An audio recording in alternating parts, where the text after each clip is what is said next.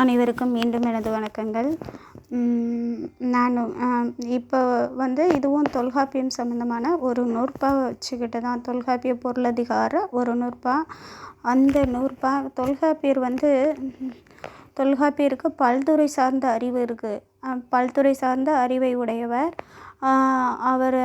அவருக்கு பல்துறை சார்ந்த அறிவு இருக்குன்னு தொல்காப்பிய பொருளதிகாரத்தை நம்ம படித்தாலே தெரிஞ்சுக்கலாம். உயிரியல் சம்மந்தமாக இருக்கட்டும், தலைவன் தலைவி வாழ்வியல் சம்மந்தமாக இருக்கட்டும், சைக்காலஜியாக இருக்கட்டும், மெய்ப்பாட்டியல்னு சொல்லிட்டு எடுத்துக்கிட்டால் உளவியல் அங்காக இருக்கட்டும், உளவியலுக்கு மெய்ப்பாட்டியல், உயிரியல் பற்றியது, ஓரறிவு உயிரி முதல் ஆறறிவு வரை உள்ள மனிதன் வரை இருக்கக்கூடிய அதை பற்றிய செய்திகளை மரபியலில், செய்யுள் நூல் எழுதக்கூடிய முறைகளை செய்யுளியலில் அப்படின்னு பல்துறை சார்ந்த அறிவு நுட்ப களஞ்சியம் அப்படின்னு தொல்காப்பியரை சொல்லலாம். அவருக்கு பாலியல் சார்ந்த அறிவும் இருக்கிறதா தொல்காப்பியத்தில் ஒரு நூற்பாவின் மூலம் நிரூபிச்சிருக்காரு. அந்த நூற்பா பூப்பின் புறப்பாடு ஈராறு நாளும் கருவயிற்று உருவும் காலமாதலின் பிரியப்பெறான் பரத்தேர் பெரியோன் அப்படின்ற மாதிரி இங்கே இவர் இப்படி சொல்ல மாட்டார். பூப்பின் புறப்பாடு ஈராறு நாளும் நீர்த்தகன்று உரையார் என்மனார் புலவர் பரத்தேர் பிரிந்த கால யானை அப்படின்ற மாதிரி தொல்காப்பியர் சொல்லியிருப்பார். பரத்தேர் பிரிந்த கால யானைன்னு பின்னாடி தான் என்ன பண்ணுவாங்க, இதை எடுத்துக்கிட்டு நான் முன்னாடி சொன்னது கருவயிற்றுறும் காலம்ன்றது பின்னாடி பிற்கால இலக்கணங்களில் அது வளர்ச்சி, அது உரையாசிரியர்கள் சொல்லியிருப்பாங்க. நம்ம தொல்காப்பிய உரையாசிரியர்களை இதை சொல்லியிருப்பாங்க. அதுக்கப்புறம் நம்பியக பொருள் மற்ற இலக்கணங்கள் பிற்றைய காலத்தில் தோன்றிய தொல்காப்பியத்திற்கு பின்னாடி தோன்றிய அக இலக்கணங்களில் இதை அப்படியே நூற்பாவாகவே பிரதிபலிச்சிருப்பாங்க. தொல்காப்பியர் தொட்டு காட்டதை, கோடு போட்டு காட்டதை, அவங்க ரோடு போட்ட மாதிரி தொட்டு காட்டியதை தொடர்ந்து காட்டியிருப்பாங்க. அந்த மாதிரி செய்திகள் அடங்க ஒரு பாலியல் சார்ந்த அறிவும் தொல்காப்பியருக்கு இருந்திருக்கு. அது பரத்தேர் பிரிவோட தொடர்புடைய தலைவன் தலைவியை பற்றிய செய்தியை இந்த ஒரு நூற்பாவில் சொல்லியிருப்பார். அதுதான் என்னென்னா, கற்பியலில் பூப்பின் புறப்பாடு ஈராறு நாளும் நீர்த்தொகன்று உரையார் என்மனார் புலவர் பரத்தேர் பிரிந்த காலை யானே. தலைவன் பரத்தேர் காரணமாக தலைவியை விட்டு பிரிஞ்சு போவான். பரத்தேரிடம் இன்பம் தூக்க மீண்டு தலைவியை சேரக்கூடிய காலம் எப்போ தலைவி மீண்டு சேரணும் அப்படின்ற ஒரு காலத்தை சுட்டி இருப்பார். அது பாலியல் சார்ந்த அறிவாக பார்க்கப்படுகின்றது. மருத்துவம் சார்ந்த அறிவாக பார்க்கப்படுகிறது. அந்த மருத்துவம் சார்ந்த இந்த அறிவை பற்றி அவர் என்ன சொல்லியிருக்காரு, பூப்பின் புறப்பாடு அப்படின்ற தலைப்பாக நான் இந்த கட்டுரைக்கு தலைப்பாகவே வச்சுருக்கேன். சரி, இந்த ஒரு நூற்பாவை எடுத்துக்கிட்டு இது சம்மந்தமான செய்திகள் எங்கெங்கே இருக்குது ஆராயலாம் அப்படின்ற மாதிரி. ஏன்னா தொல்காப்பியர் சொன்ன ஒவ்வொன்றையும் எடுத்துக்கிட்டே ஒவ்வொரு நூற்பாவையுமே நம்ம தேடினா ஆராய்ஞ்ச பல இதை கண்டுபிடிக்கலாம். அப்படி நிறைய நாட்டம் இரண்டும்னு ஏற்கனவே நான் ஒரு கட்டுரை போட்டிருக்கேன். அந்த நாட்டம் இரண்டும் அறிவு உடன்படுவதற்கு கூட்டி உரைக்கும் குறிப்புரையாகும்னு தொல்காப்பியர் சொல்லியிருப்பார். அந்த கண்கள் ரெண்டும் அதை வச்சுக்கிட்டே நான் ஒரு கட்டுரையாக எழுதி ஏற்கனவே பதிவிட்டிருக்கேன் 2-3 நாளைக்கு முன்னாடி. அப்போ அது மாதிரி இவர் இப்போ கருப்பொருள்னு எடுத்துக்கிட்டால் அதை வச்சுக்கிட்டே நம்ம கண்டுபிடிக்கலாம். இலக்கியங்களில் எங்கெங்கே என்னென்ன சொல்லியிருக்காங்க கருப்பொருள் சார்ந்து. இப்போ கருப்பொருள் தொல்காப்பியர் சொன்ன செய்திகள் எங்கே, மற்றதில் எப்படி நான் அப்ளை பண்ணி பார்க்கலாம். நிறைய உதாரணம் தொல்காப்பியர் சொன்ன யாழ்ப்பாணர் அப்படின்ற ஒரு கட்டுரை நான் ஏற்கனவே பதிவிட்டிருக்கேன். அந்த கட்டுரையிலையும் யாழ் சம்பந்தமாக யாழை வைத்திருக்க துறையமை யாழ் துணைமையோர் இயல்பேன்னு சொல்லிட்டு தொல்காப்பியர் சொன்ன அந்த ஒரு வார்த்தை எடுத்துக்கிட்டு தான் நான் அந்த கட்டுரை எழுதினேன். அது மாதிரி ஒவ்வொன்றையும் எடுத்துகிட்டு எழுதும்போது இப்போ நான் தொல்காப்பிய பொருளதிகாரத்தை முழுமையாக ஆராய்ஞ்சப்போ இதெல்லாம் கண்டுபிடிக்க முடிஞ்சிச்சு. அது மாதிரி இந்த பூப்பின் புறப்பாடு மருத்துவம் சார்ந்த அறிவியல் தொல்காப்பியரோட எப்படி வெளிப்பட்டு இருக்குன்னு பார்க்குறதான் இந்த கட்டுரையோட தலைப்பு பூப்பின் புறப்பாடு. முன்னுரை. வாங்க முன்னுரைக்குள்ளே போகலாம், கட்டுரைக்குள்ளே பயணிக்கலாம். முன்னுரை. பண்டைய மக்களின் இல்லற வாழ்வில் பரத்தையர் தொடர்பு என்பது ஏற்றுக்கொள்ளப்பட்ட ஒரு நிலையாகவே இருந்துள்ளது. தம் மருத நிலத்தின் வளமை காரணமாக செல்வாக்கு பெற்ற தலைமகன் அச்செல்வ செழிப்பால் தம் மனைவியை துறந்து பரத்தையரிடம் இன்பம் தைக்கச் செல்கின்றான். அவ்வாறு சென்ற தலைவன் பின் தான் மனைவி கூடி உரைய வேண்டிய காலத்தை தொல்காப்பியர் உரைக்கின்றார். இந்நிகழ்வை ஆராய்வதாக இக்கட்டுரை அமையும். தலைவன் பிரிந்துரையா நாள். பரத்தையர் சிற்றின்பம் சிற்றின்பம் காரணமாக பிரிந்த தலைமகன் தலைவிக்கு மாதப்பூப்பு நிகழும் 3 நாள் விடுத்து பின்வரும் 12 நாட்களும் தலைவியை பிரிந்து வாழ்தல் கூடாது என முன்னோர் பூப்பின் புறப்பாடு ஈராறு நாளும் நீர்த்தகன்று உரையார் என்மனார் புலவர் பரத்தையர் பிரிந்த காளை யானை அப்படின்னு தொல்காப்பியர் பொருளதிகாரம் கற்பியல் 46வது நூற்பால் சுட்டுகின்றார். ஏன்னா பரத்தை வந்து 3 நாள் எல்லாருக்குமே தெரியும். பெண் பிள்ளைகளை பெற்றவங்களுக்காக இருக்கட்டும், கணவன் மனைவி கணவனுக்கும் திருமணமான உடனும் இல்லை தன் வீட்டில் இருக்கும்போதே தாய் சகோதரிகள் மூலம் இந்த 3 நாள் அப்படின்றத பற்றி தெரியும். இதைத்தான் தொல்காப்பியர் பூப்பின் புறப்பாடு அப்படின்ற மாதிரி சொல்லியிருக்காரு. இங்கே அதுதான் சொல்லியிருக்காங்க. பரத்தின் காரணமாக பிரிஞ்ச தலைவன் 12 அந்த பூப்புக்கு மாதப்பூப்பு நிகழும் 3 நாள் விடுத்து பின்வரும் 12 நாட்களும் தலைவி பிரிந்து வாழ்தல் கூடாது, தலைவி கூட சேர்ந்து இருக்கணும் அப்படின்ற மாதிரி தொல்காப்பியர் இந்த நூற்பாவை சுற்றாரு. அறமற்ற செயல். தொல்காப்பியர் பூப்பு கருத்தை மனத்தில் கொண்ட இறையனார் அகப்பொருள் ஆசிரியர் பரத்தையரிடம் சென்ற தலைவன் தன் மனைவிக்கு மாதப்பூப்பு முடிந்த பின் வரும் 12 நாட்களும் தலைவியை பிரிந்து இருத்தல் அவனுக்குரிய அறமற்ற செயல் என இறையனார் கல்வியல் 43வது நூற்பால் சொல்கிறாங்க ஆகும் என கூறுகின்றார். என்னென்னா அறமற்ற செயல்னு யார் சொல்கிறான்னா இது இறையனார் அகப்பொருள் சொல்லுது. இதோட வளர்ச்சி தான். தொல்காப்பியர் என்ன பண்ணுறாரு, பிரிந்து வாழக்கூடாது, தலைவன் வகுப்புக்கு பின்னாடி வரக்கூடிய அந்த 12 நாட்களும் பிரிந்துரையக்கூடாது, தலைவியை பிரிந்து இருக்கக்கூடாது அப்படின்ற மாதிரினா அப்போ தலைவி சேர்ந்து இருக்கணும்னு அவர் சொல்கிறாரு. அதையே இதை எடுத்துக்கிட்டு வளர்ச்சி பெற்ற நூல்ன்ற மாதிரி இறையனார் அகப்பொருள் அதிலிருந்து வளர்ச்சி தொல்காப்பியர் சொன்ன கருத்தை தொட்டு காட்டிய கடத்தை தொடர்ந்து செல்கிற மாதிரி இது அறமற்ற செயல். தலைவன் அப்பையும் பரத்தையர் வீட்டிலே தங்குனா அது அறமற்ற செயல், மனைவி கூட தான் இருக்கணும் அப்படின்ற மாதிரி இது ஒரு அறமற்ற செயலாகவே சொல்லுது. அறச்செயல் அறமற்ற செயல்னு சொல்லி 2 விதமான செயல்கள் இருக்கும்போது இது அறமற்ற செயல்னு இறையனார் அகப்பொருள் ஆசிரியர் சொல்கிறாரு. ஏனெனில் 12 நாட்களே கரு உருவாகும் காலம் ஆகும். ஒரு குழந்தை உருவாகக்கூடிய காலம்னா இந்த 12 நாட்கள் தான் அப்படின்றனால அதனால இது அறமற்ற செயல்னு எது சொல்லுது, இறையனார் அகப்பொருள். ஆகவே 12 நாட்களோடு பூப்பு உண்டாகும் 3 நாட்களும் சேர்த்து 15 நாட்கள் தலைவன் தலைவியோடு உடன் உறைய வேண்டிய நாட்களாகும். தலைவன் பரத்தையுடன் பல நாட்கள் இன்பம் துய்த்துவிட்டு வந்த காரணத்தால் இப்போது மீண்டு வந்ததும் தலைவிக்கு தலைவன் மேல் மிகுதியான வெகுளி தோன்றும். அவளின் மனதில் தோன்றிய வெகுளியால் உடலிலும் வெம்மை மிகுதியாக காணப்படும். ஆகவே பூப்பு நிகழும் 3 நாட்களும் தலைவன் தலைவியின் அருகில் இருந்து அவளது அன்பான மொழிகளால் செய்கைகளால் அவளது வெகுளியை தணிக்க செய்ய வேண்டும். தலைவி கூட இந்த 3 பூப்பு நடக்கக்கூடிய இந்த 3 நாட்கள் அருகில் இருந்து அவள் கோபத்தில் வெகுளியாக இருக்கு, இது கோபம் கொண்டு இருக்கக்கூடியவளை அன்பான மொழிகளால் செய்கைகளால் அவளது வெகுளியை தணிக்க செய்ய வேண்டும். தலைவி சினம் நீங்கி அன்பான நிலைக்கு வந்ததும் பின் உள்ள 12 நாட்களும் தலைவன் அவளோடு கூடி உரைதல் வேண்டும். அவ்வாறு மகிழ்ச்சியோடு கூடிய உறவில் தோன்றிய கருதான் நற்குழந்தையாக உருவாகும் என இவ்வுரையாசிரியர் நக்கீரனார் என்ன பண்ணுறார், இறையனார் அகப்பொருளோட உரையாசிரியர் நக்கீரனார் பக்கம் 162 சுட்டுகின்றார். அடுத்து கரு உருவாகும் காலம். தலைவிக்கு மாதப்பூப்பு தோன்றியவுடன் அடுத்து வரும் 12 நாட்கள் தலைவியுடன் தலைவன் தங்க வேண்டும். அவ்வாறு தங்காவிடில் அது தலைவனின் அறமற்ற செயல் என இறையனார் அகப்பொருளும் சுட்ட தலைவியுடன் தலைவன் உடன் உறைவதற்கு உண்டான காரணத்தை பின்னர் எழுந்த நம்பியகப்பொருள், இறையனார் அகப்பொருளுக்கு பின்னாடி நம்பியகப்பொருள் என்ன சொல்லுதுன்னா, கரு வயிற்று உருவும் காலம் ஆதலின் பிரிய பெறான் பரத்தையர் பிரிவோன். என்னென்னா தொல்காப்பியர் சொன்னது பரத்தையருக்கு அந்த 12 நாட்கள் தலைவியை விட்டு பிரியக்கூடாதுன்னு சொன்னார். தொல்காப்பியர் சொன்னார். இறையனார் அகப்பொருள் என்ன சொல்கிறாரு, அறமற்ற செயல், தலைவியை பிரிந்து திரும்ப பரத்தையர் வீட்டில் இருந்து அது அறமற்ற செயல்னு சொன்னார். இவங்க என்ன சொல்கிறாங்கன்னா நம்பியகப்பொருள், அதுக்கடுத்து தோன்றிய நம்பியகப்பொருள் கரு தோன்றக்கூடிய காலம், அதனால் பிரியக்கூடாதுன்னு தெளிவாக சுட்டுகின்றது. எதில் நூற்பாவிலே சொல்லுது. நம்பியகப்பொருள் 91 அகத்திணையில் 91வது நூற்பால் சொல்லுது. இந்த மாதிரி நம்பியகப்பொருள் சுட்டிய செய்தியையே மாறனகப்பொருளும் இலக்கண விளக்கமும் சொல்லும் பொருளும் மாறாமல் கூறுகின்றன. அப்படியே பின்னாடி வந்து மாறின பொருள் இலக்கண விளக்கம் எல்லாமே அப்படியே சொல்லுதான். நம்பிய பொருள் சொன்னது நூற்பால நூற்பா அப்படியே உள்ளது அப்படியே சொல்லுதான்.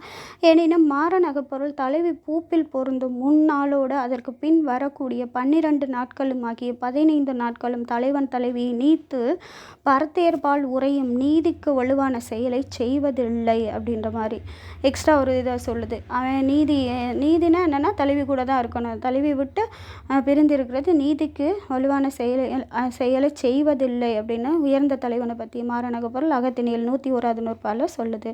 பரத்தேரிடம் தலைவன் இன்பம் துய்க்க செல்லும் இச்செயலை தலைவனுக்குரிய ஒரு மரபென்றே கருவலர் காலம் ஆம் எனின் காதலன் பொருள் விரும்பிய பொது மகளிரை புல்லுதல் மரபென மொழிவ மரபுணர்ந்தோரே.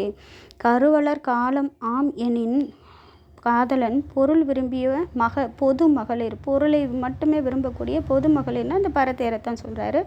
புல்லுதல் மரபென மொழிவ மரபுணர்ந்தோர். முன்னாடி உள்ளவங்க என்ன சொல்லி வச்சுருக்காங்க, அது இயற்கை தான். அவன் வந்து கருத்தோன்றும் காலம் தலைவி கூட இருந்தால் கருத்தோன்றக்கூடிய காலம் இதுதான், இருந்தாலும் அவன் பரத்தேரிடம் செல்வதும் ஒரு மரபு தான் அப்படின்ற மாதிரி என்ன சொல்கிறாங்க, பரத்தேரை தேடி இன்பம் தூய்க்க செல்வதும் ஒரு மரபு தான் அப்படின்ற மாதிரி மாறனகப்பொருள் அகத்தினியல் 102வது நூற்பால சுட்டுகின்றது.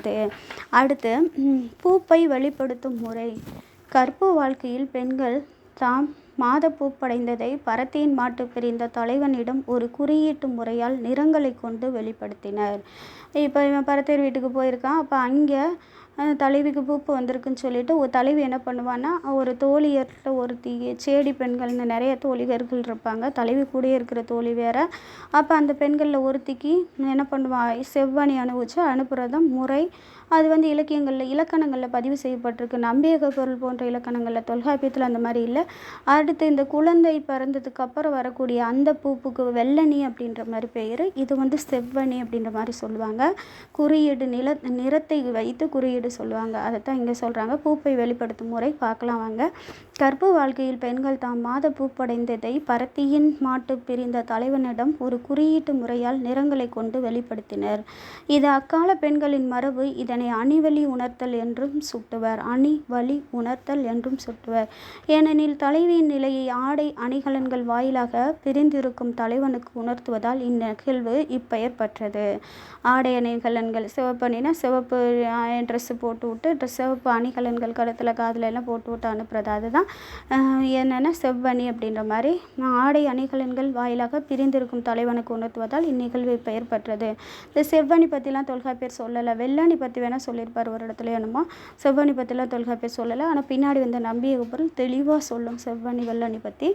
அடுத்து வாயிலாக பிரிந்து, அதை தான் இங்கே சொல்கிறாங்க. செவ்வணி என்னென்னா தலைவனுக்கு உணர்த்துவதால் இந்நிகழ்வு பெயர் பெற்றது. நம்பிய பொருள் கற்பில் தலைவிக்குரிய ஒழுகலாறுகளாக 7 கடமைகளை சுட்டும் பொழுதும் தான் பூப்படைந்ததை சேடி பெண்கள் வாயிலாக தலைவனுக்கு சுட்டுதலையும் ஒரு கடமையாக பார்த்துக்கோங்க. 7 கடமை சொல்லுதான் தலைவிக்கு நம்பிய பொருள் கற்பில். அதில் ஒரு கடமையாக தனது சேடி பெண்கள் வாயிலாக தலைவனுக்கு சுட்டுதலையும் ஒரு கடமையாக பூத்தமை சேடியர் புரவலர்க்கு உணர்த்தலும் என நம்பியக பொருளாக திணையல் 94வது நூற்பால என சுட்டுகின்றது. நம்பியக பொருளின் இக்கருத்தையே இலக்கண விளக்கம் வழிமொழிகின்றது. இலக்கண விளக்கம் அகத்திணையல் 87வது நூற்பால இலக்கண விளக்கம் அப்படியே நம்பிய பொருளை அப்படியே நான் ஈயடிச்சான் காப்பி மாதிரி அடித்து வச்சுருப்பாரு. அவரை குறைவாக மதிப்பிடுறேன்னு நினைக்காதீங்க, அப்படி தான் இருக்கும். அதனால் அப்படியே நம்பிய பொருள் சொன்னதை சொல் மாறாமல் பொருள் மாறாமல் இலக்கண விளக்க ஆசிரியரும் வைத்தியநாத தேசிகரும் சொல்லியிருக்காரு. சரிங்களா? அடுத்து செவ்வணி. தலைவிக்கு பூப்பு நிகழ்ச்சி நடந்த பின்னர் 4ஆம் நாள் நீராடுவாள். 3 நாள் கழித்து 4ஆம் நாள் நீராடுவாள். அந்நிகழ்ச்சியை பரத்தேர் பிறந்த தலைவனுக்கு செவ்வணி மூலம் உணர்த்துவர். தலைவி தன் உயிர் தோழிக்கு செந்நிற ஆடை அணிவித்து செஞ்சாந்து பூசி, பாருங்கள் சிவப்பு கலர் ட்ரெஸ் போட்டு விட்டு செஞ்சாந்து பூசி, மூஞ்சிலெல்லாம் சிவப்பு சாந்து பூசி சிவந்த பவளமும் பிறவும் ஆகிய அணிகலன்களை அணிவித்து, சிவந்த பவளத்தாலான அணிகலன்களை காதில் கழுத்துலலாம் அணிவித்து செந்நிற பூவை சூட்டி, பாருங்கள் சிவப்பு நிற பூவான் செம்பருத்தி பூ இந்த மாதிரி பூவை செந்நிற பூவை சூட்டி தலைவன் இருக்கும் இடம் நோக்கி அனுப்புவாள். அத்தோழி செப்பு பாலிகையில் செம்பூவையும் நீரையும் ஏந்தி, செப்பு பாலிகை ஒரு குடம் மாதிரி, அதுக்குள்ளே செம்பூவு செந்நீரையும் அந்த மஞ்சள் நீரை நம்ம கலக்கிற மாதிரி மஞ்சள் பொடியை போட்டு கலக்கிற மாதிரி செந்நீரை இங்கே இது குங்குமத்தை போட்டு கலக்குவாங்களா என்னன்னு தெரியல. செம்பூவையும் செந்நீரையும் ஏந்தி பரதேர் சேரிக்கு செல்லுவாள். இவ கொண்டுட்டு அது வழியே போகிறா தலைவன் பார்க்கட்டும்னு. அங்கு தலைவனை கண்டு அவன் அடி வணங்கி பாலிகை நீரையும் பூவையும் அவன் கால்களில் பெய்து திரும்புவாள். பார்த்துக்கங்க, அங்கு தலைவனை இருப்பான். அவனை பார்த்துட்டு அவன் காலில் ஊற்றுவாங்களாம். தலைவனை கண்டு அவன் அடி வணங்கி அவனை கும்பிட்டுட்டு பாலிகை நீரையும் அவள் கொண்டு போன முளைப்பாலிகைன்ற மாதிரி சொல்கிறோம்ல, முளைப்பாரி மாதிரி இது கொண்டுட்டு போன அந்த நீரையும் பூவையும் என்ன பண்ணுறாளாம், அந்த குடத்தில் உள்ள நீரையும் செப்பு பாலிகையில் உள்ள நீரையும் பூவையும் அவன் கால்களில் பெய்து திரும்புவாள், ஊற்றிட்டு திரும்புவாள். இச்செயல் கண்டு தலைவன் தலைவியின் நிலையறிந்து தன் மனைக்கண் திரும்பி வருவான். உடனே இதை பார்த்தோன்னே தலைவனுக்கு என்னென்னா, தலைவிக்கு இது முடிஞ்சிருச்சு, பூப்பு முடிஞ்சிருச்சு அப்படின்னு சொல்லிட்டு தலைவியை தேடி வருவானா. அதனால் இது ஒரு நம்ம அந்த காலத்தில் இதெல்லாம் ஒரு குறியீடாக, பாலியல் செய்திகளை கூட ஒரு குறியீடாக ஒரு எல்லாருக்கும் அப்பட்டமாக வெளிப்படையாக சொல்லாமல் ஒரு குறியீடு மூலம் உணர்த்தியது தமிழர்களோட ஒரு சிறந்த அறிவு புலமை தான். அதை தொல்காப்பியர் சுட்டியிருக்காருங்க. தலைவியின் நிலையறிந்து தன் மனைக்கண் திரும்பி வருவான். தலைவியின் பூப்பு நிலையை தலைவனுக்கு உணர்த்த கை கொள்ளும் இம்முறையே செவ்வனி ஆகும். இதுதான் இதே மாதிரி தான் வெள்ளனின்னு சொல்லுவாங்க. வெள்ளனின்னா என்னென்னா, குழந்தை பிறந்து முடித்து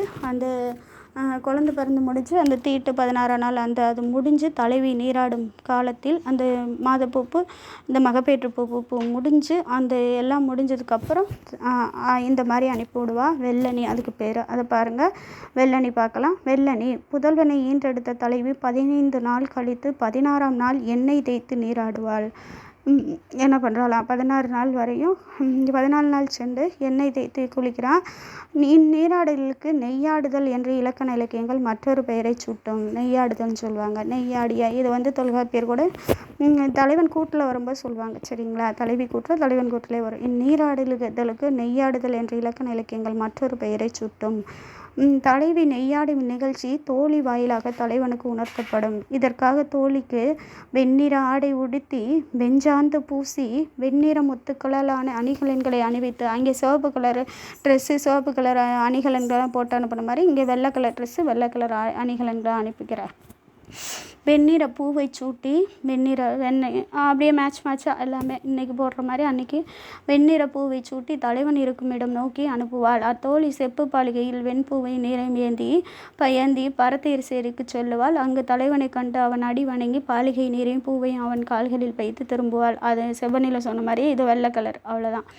அப்போ இச்செயல் கண்டு தலைவன் தலைவின் நிலையறிந்து தன் மனைக்கண் திரும்பி வருவான். இவ்வாறு தலைவின் மகப்பேற்று நிலையை உணர்த்த கை கொள்ளும் முறையே வெள்ளனி ஆகும். அந்த காலத்தில் நூலாசிரியர்கள் இப்படி பயன்படுத்தியிருக்காங்க. தொல்காப்பியர் தலைவி இவ்வெள்ளனி விடுதலை பற்றிய செய்திகள் எதனையும் தன் நூலில் சுட்டவில்லை.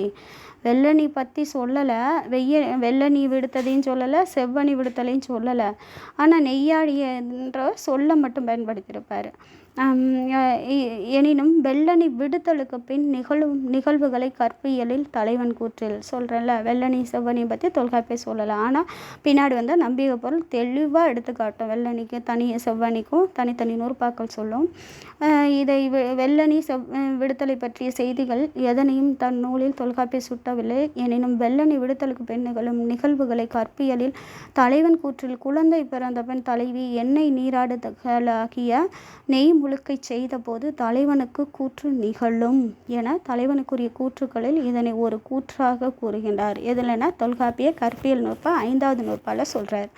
மேலும் கற்பியலின் அடுத்த நூற்பா நிறைய கூற்றுக்கள் சொல்லுவார். அதில் 30 கூற்றுக்களுக்கு மேலே அதில் ஒரு கூற்று தான் இது. நெய்யடி ஆடியதுக்கு பின்னாடி தலைவன் பேசுகிறதா சொல்கிறாராம். அதில் அந்த நெய்யணி அப்படின்ற மாதிரி செய்தி வந்திருக்கும். அது வெள்ளனின்ற மாதிரிலாம் இல்லை, நெய்யாடுதல் அப்படின்ற ஒரு சொல்லாட்சியில் சொல்லியிருப்பார்.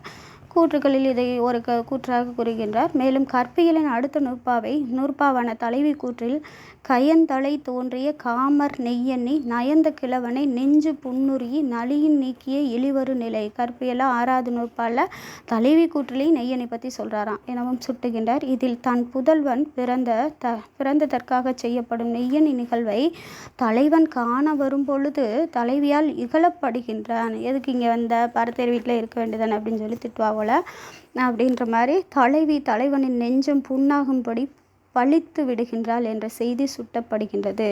கயந்தலை தோன்றிய காமர் நெய்யனி நயந்த கிழவனை நெஞ்சு புண்ணாகும்படி திட்டாளாம். நலியின் நீக்கிய இழிவொரு நிலை இழிவுபடுத்தி திட்டாளாம். இப்போ இங்கே எதுக்குடா வந்த அப்படின்ற மாதிரி, அங்கேயே அவள் வீட்டிலே தங்க வேண்டியதானே, இப்போ எதுக்கு இங்கே வந்தேன்னு கேட்குற மாதிரி தலைவி தலைவனை நெஞ்சு புண்படும்படி பழித்து விடுகின்றாள் என்ற செய்தி சுட்டப்படுகின்றது. இது தலைவி தான் நெய்யாடியதை சேடி மூலம் தலைவனுக்கு உணர்த்திய பின் தலைவன் பரத்தேரை நீத்து தலைவியிடம் வந்த பின் நிகழ்வனவற்றை சுட்டுகின்றது.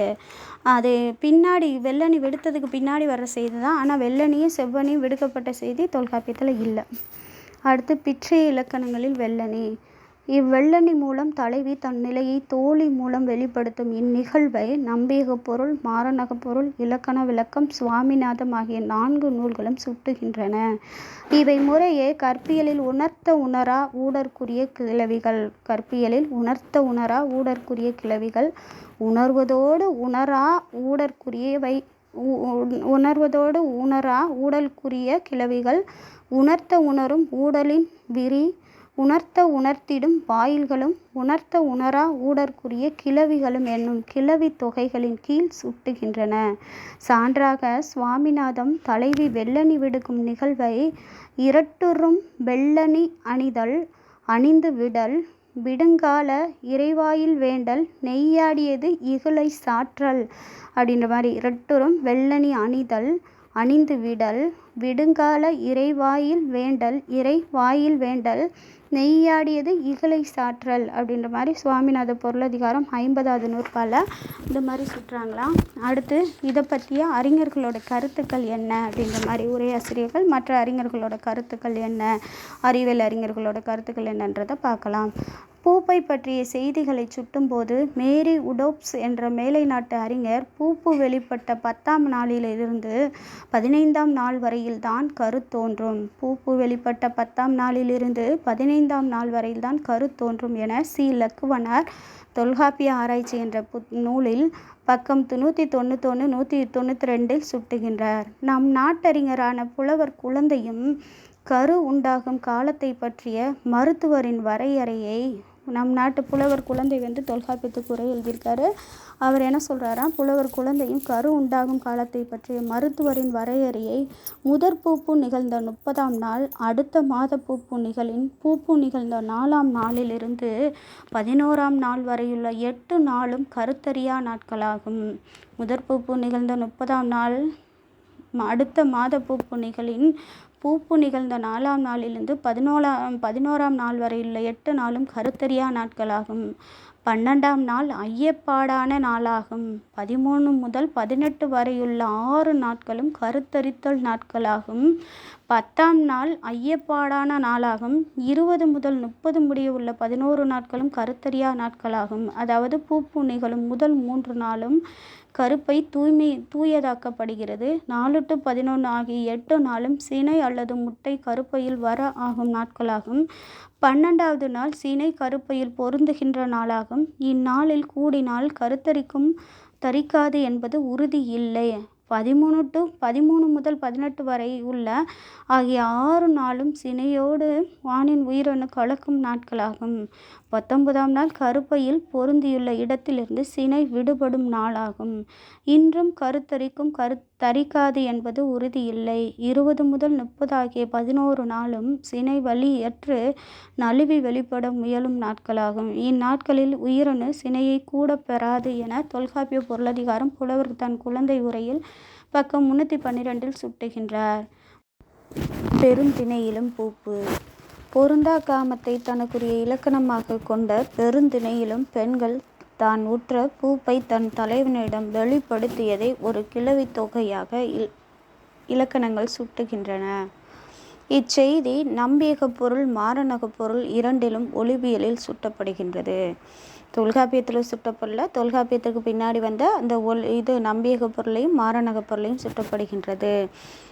நம்பியக பொருள் ஒலிபியலில் அகப்பொருள் பெருந்திணையை பற்றி குறிப்பிடும் பொழுது அதன் வகைகள் 14இல் 7வது வகையாக பூப்பியல் உரைத்தல் என சுட்டுகின்றது. செய்தி எதுலனா ஒலிபியலில் அகப்பொருள் பெருந்திணையை பற்றி குறிப்பிடும் பொழுது அதன் வகைகள் 14 7வது வகையாக பூப்பியல் உரைத்தல் அப்படின்ற ஒரு வகையை நம்பிய பொருள் சுட்டுகின்றது.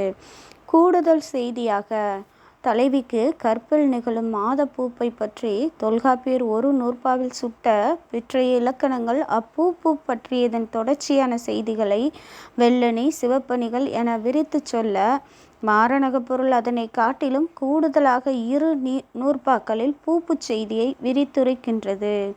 பூப்பின் பின்னர் தலைவன் தலைவியுடன் புணர்ச்சி கொள்ள வேண்டும் என மறைமுகமாக தொல்காப்பியம் தொடங்கி சுவாமிநாதம் வரை சுட்ட மாரணகப்பொருள் பூப்பின் முன்னர் புணர்ச்சி நிகழ்வதும் யாப்பமை புலவர் இயல்பென மொழிவ.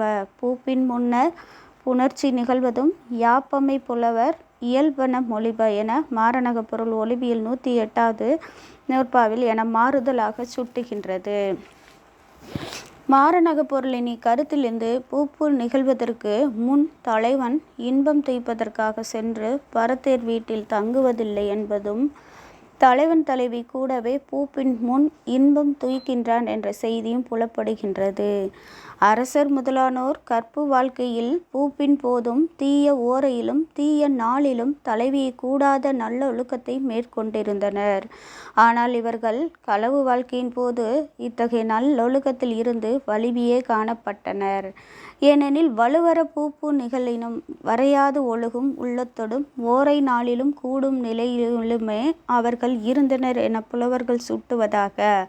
வலுவர பூப்பு நிகழினும் வரையாது ஒழுகும் உள்ளத்தொடும் ஓரை நாளிலும் கூடும் நிலையிலுமே அவர்கள் இருந்தனர் என புலவர்கள் சுட்டுவதாக மாரணகப்பொருள் ஒலிபியல் 109வது நூற்பா சுட்டுகின்றது. மகப்பேற்றின் இன்றியமையாமை தலைவனும் தலைவியும் இணையும் திருமண வாழ்வில் பயன் குழந்தையை பெற்றெடுத்தலே ஆகும். குழந்தை ஒன்றை பெற்றெடுத்தால்தான் இல்லறம் என்பதே முழுமை பெறுகின்றது. ஒருவன் பெறும் நல்ல பேறுகளுள் எல்லாம் தலையாய பேறு அறிவார்ந்த குழந்தைகளை பெற்றெடுத்தலே ஆகும். வள்ளுவரும் கூட தம்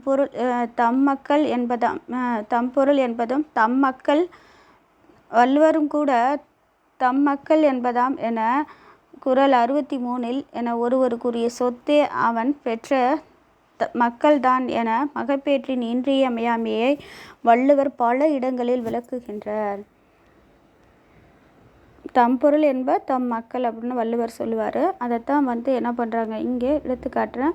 வள்ளுவர் வாழ்வின் இறுதியில் தாய் தந்தையருக்கு இறுதி கடன் செய்வதற்கும் குழந்தை பெறுதல் என்பது அவசியமாகின்றது. இத்தகைய குழந்தை பேற்றின் சிறப்பை உணர்ந்த பாண்டிய மன்னன் அறிவுடை நம்பி படைப்பு போல படைத்து பலரோடு உண்ணும் உடைப்பெறும் செல்வர் ராயினும் இடைப்பட குறுகுறு நடந்து சிறுகை நீட்டி இட்டும் தொட்டும் கவ்வியும் துளந்தும் நெய்யுடை அடிசல் மெய்ப்பட வெதிர்த்தும் மயக்குறு மக்களை எல்லோருக்கு பயக்குறை இல்லை தாம் வாழும் நாளே என புறநானூறு 188வது பாடலில் என்றுரைப்பர். இதில் மக்கட் செல்வத்தை பெற்று இத்தகைய இன்பத்தை பெறாதவர்களுக்கு தாம் வாழும் நாளெல்லாம் பயனற்ற நாட்களே என கூறுகின்றார். திருவள்ளுவர் கூட குழல் இனிது யாழ் இனிது என்பர் தம் மக்கள் மழலை சொல் கேளாதவர் என சுட்டுகின்றார். குழலையும் யாழையும் இனிது என்பவர்கள் தம் மக்களின் மழலை சொல்லை கேட்காதவர்கள் என சுட்டுகின்றனர். இது எல்லாம் உணர்ந்ததான் தொல்காப்பியர் பூப்பின் புறப்பாடு என்ற நூற்பாவை வைத்தாரோ என எண்ண தோன்றுகின்றது. முடிவுரை அறிவியல் பூர்வமான பூப்பின் புறப்பாடு கூடுவதால் கரு உண்டாகும் என்ற கருத்தை நம் முன்னோர் 2000 ஆண்டுகளுக்கு முன்னரே உணர்ந்து தெளிந்து பயன் பெற்றிருப்பது நமது தலைசிறந்த பாலின பண்பாடே ஆகும். நன்றியுடன் மு. ஷண்பா.